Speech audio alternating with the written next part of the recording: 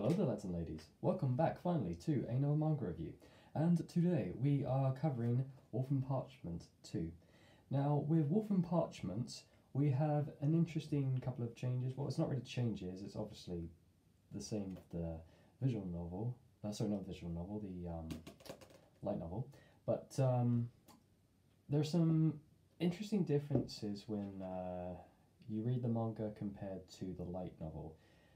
Through words, you can kind of ascertain the seriousness of a person or their actions, but when it's seen on manga, you get more of an understanding of the shock factor, which is kind of reminiscent to the ending of this book. It's funny, I'm talking about the ending of the book before the beginning or anything like that, but there's this scene at the end where Highland, Cole, and Myuri basically are attending a church meeting with the Pope and some of his vicars and fathers because of the growing issue of tax levies being raised. Well, you know, because the church has always been known to take in donations, but with the church there's never been a tax levy basically, or at least where they are basically.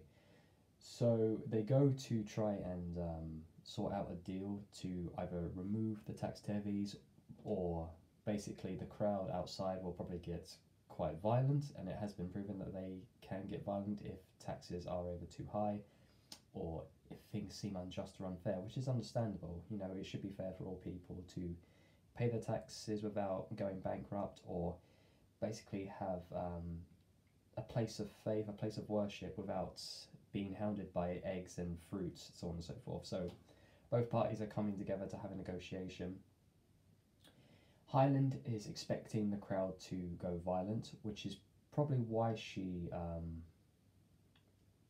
kind of gets them to really read through the chapters of the transcriptions, what Cole and Myuri were working on beforehand, to try and get them to stay there as long as possible, whilst the priests and the Pope kind of want, you know, to get this done and dusted as quickly as possible.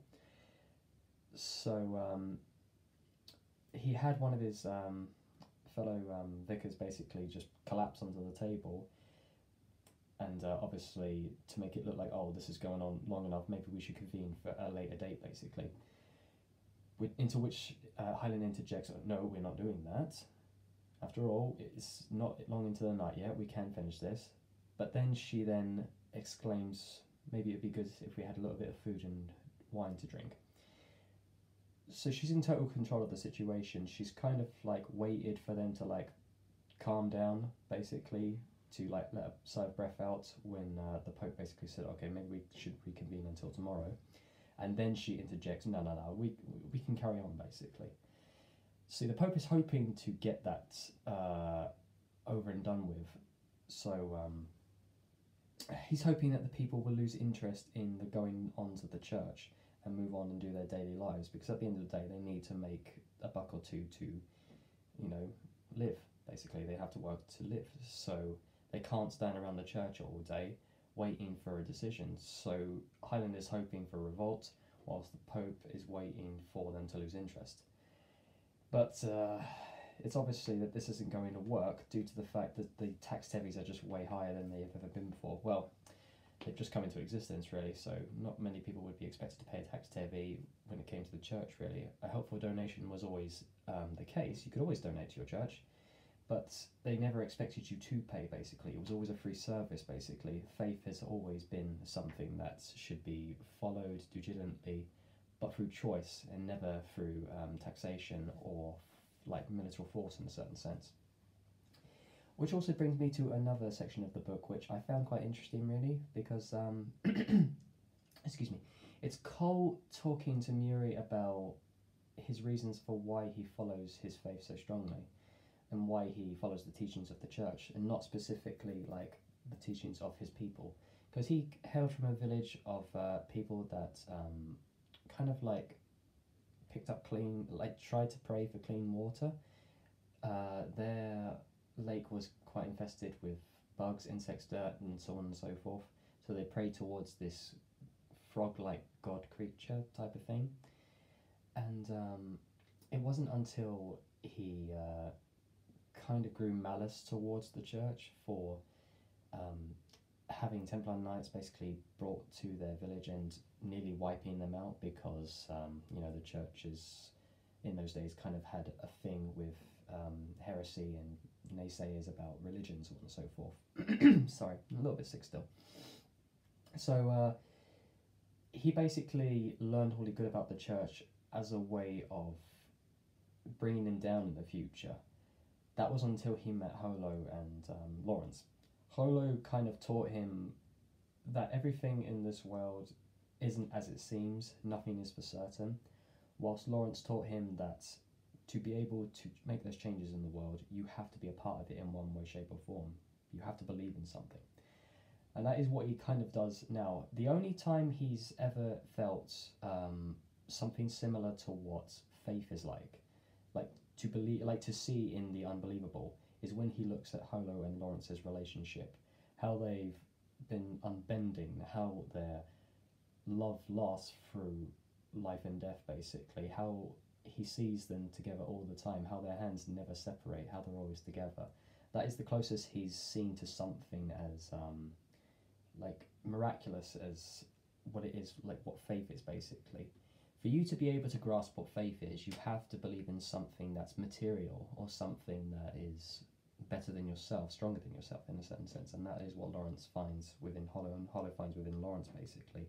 They are two different people that have come together to make something of a situation between themselves. Well, it's not as simple as that, but you know, you can never really explain love, really. Love is something that's you don't decide it. It just happens to you. It hits you and you're just like, there you go. You fall in love with this person.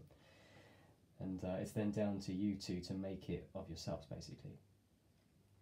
And it kind of brings it more into a very serious situation when him and Myuri are talking, and Myuri says something along the lines of like, so it's similar to like how you said you'd always be my friend to Cole.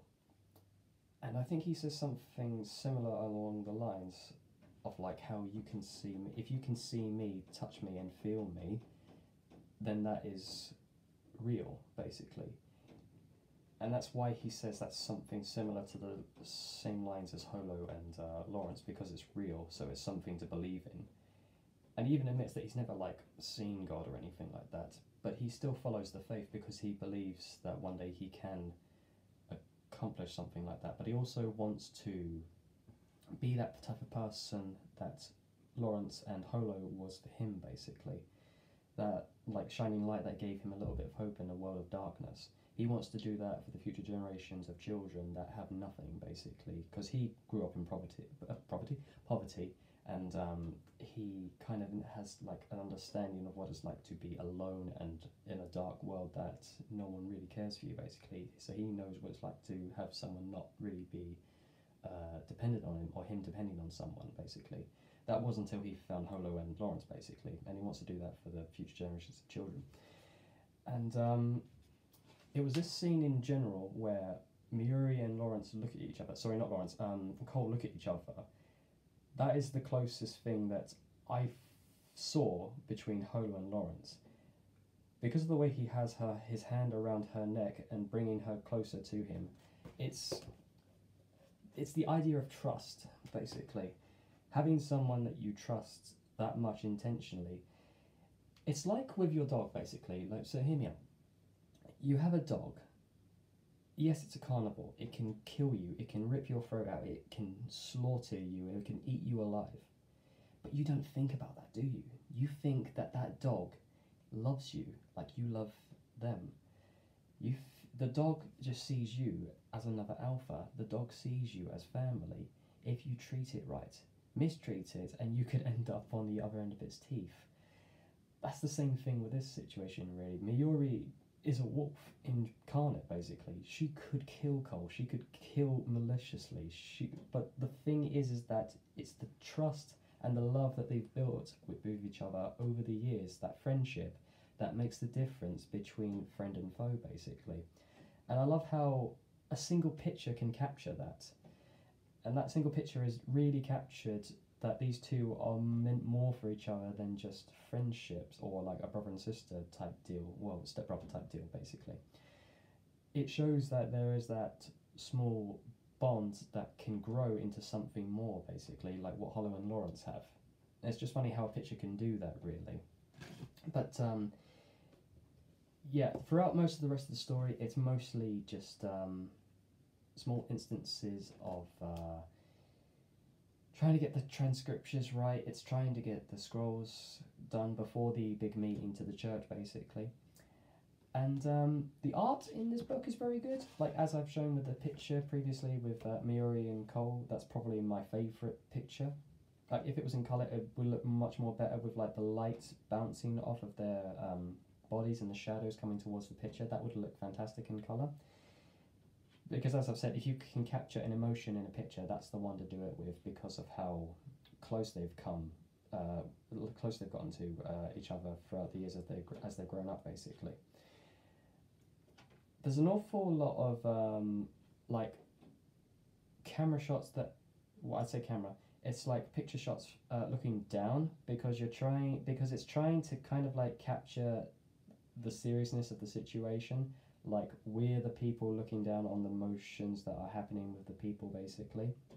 Like, we're spectators in their quarrels with each other when it comes to religion and like the tax divvies and so on and so forth, basically. So I kind of like how you have like those close-up shots with personal characters, with Myuri and Cole talking to each other, to the more shadowed textile looks to certain characters that we don't know about, because it kind of like adds that mystery to whether or not if that character is evil or not. Kind of like what they did with the Pope. Like, the Pope is obviously wearing white. If I can just show you a picture, it'll be better understood, basically. Yes, it's similar like with this picture. How Highland is based in white around her head, it shows that she's on the good side, basically, whilst you see small tints of black above the Pope's head with a malicious snarl. Even though he's meant to be a follower of Christ, you can never really basically tell who is good and who is bad, basically. Like, there is no black and white about it, really. There are goods and bads in all of us, basically, but I like how it shows the vast differences between the two people, how Highland is overall good for her people, although her tactics and techniques might not be very clear lighted. You need to have those street smarts and dark malicious ideas to get a better hold of the people that you're trying to topple. Well, I say topple, it'd be best to sort things out peacefully, but of course that's just a front, really, with Highland. She knows that sometimes force is needed to cover certain negotiations, basically. We use the term negotiations quite lightly, because very rarely and very poorly do negotiations happen when it comes to talking, basically. It's kind of like if you negotiate like war between two nations.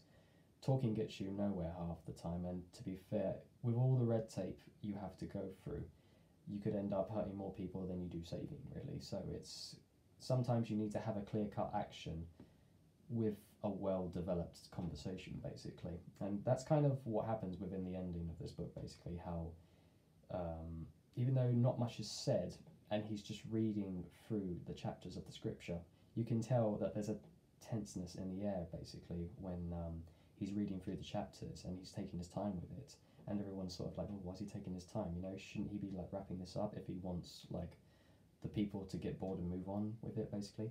So it's interesting how you can have you know, like that scene play out with no one speaking, but it can be so tense, basically.